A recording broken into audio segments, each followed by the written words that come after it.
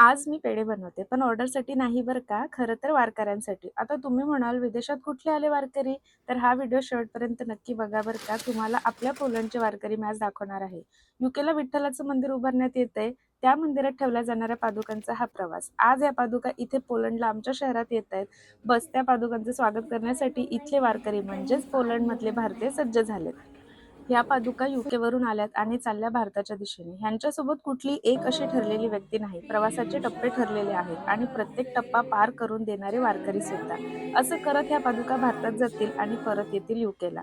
तर आत्ताच्या टप्प्यामध्ये जे वारकरी त्यांना घेऊन चाललेत ना, त्यांच्यासाठी मी ही छोटीशी शिदोरी बनवली आहे.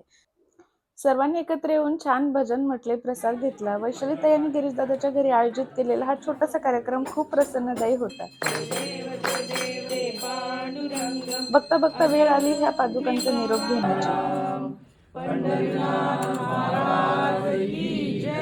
अगदी प्रसन्न आणि आनंद मनाने घरी परतल्यावर बघितलं तर एक मोठं पार्सल आलंय. ते मी तुम्हाला उद्या दाखवेन. चला मग भेटू परत पुढच्या व्हिडिओमध्ये. तोपर्यंत बाय बाय.